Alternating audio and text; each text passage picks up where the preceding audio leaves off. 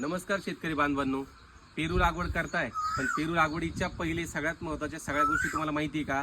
जमीन कशी असायला पाहिजे, रोप कसे असतात पेरूचे, रोपांचे प्रकार किती आहेत, पेरूच्या जाती किती आहेत, बरोबर? पेरूची लागवड पद्धत, अंतर किती असायला पाहिजे, बरोबर? त्याच्यानंतर पेरूचा असणारं खत व्यवस्थापन, त्याच्यावरती कोणते रोग येतात, निमॅटोड वगैरे त्याचं व्यवस्थापन, छाटणी कधी करायची, फोमिंग कधी करायची, काय कधी करायचं, यासाठीचं सगळं मार्गदर्शन शिबिर माझ्याच फार्मवरती रुक्मिणी फार्म, मुक्काम पोस्ट पळसे, तालुका जिल्हा नाशिक इथं 5 जुलै 2026 रोजी म्हणजे येत्या रविवारी आपलं 25वे मार्गदर्शन शिबिर आपण ठेवणार आहोत.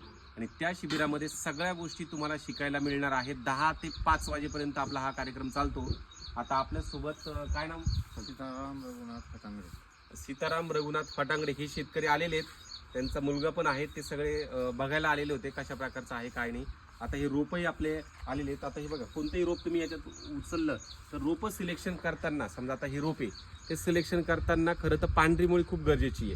म्हणजे आता हे असं जर आपण ओपन आउट केलं तर ही पांढरी मुळी, हे बघा पांढरी मुळी दिसते. जर असं जर रोप असेल तर त्याला आपण म्हणतो हेल्दी रोप, बरोबर?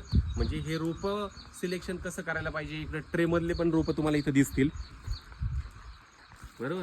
आणि हेच नाहीये तर इकडे जर आपण ह्या बाजूला या, इकडं आपलं पेरू मार्गदर्शन शिबिर हे इथंच होत असतात, बरोबर?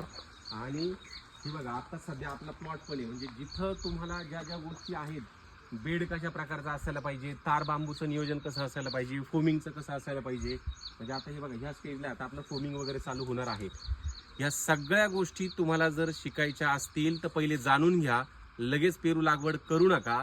पहिल्या गोष्टी समजून घ्या, नियोजन समजून घ्या आणि मग पेरू लागवड करा. आणि ते समजून घ्यायचं असेल तर मी तुम्हाला नंबर टाकतो, तिथं संपर्क करा आणि फोन करूनच या. जो फोन करून येईल त्याचंच इथं, फक्त त्यालाच इथं अटेंड करता येणार आहे.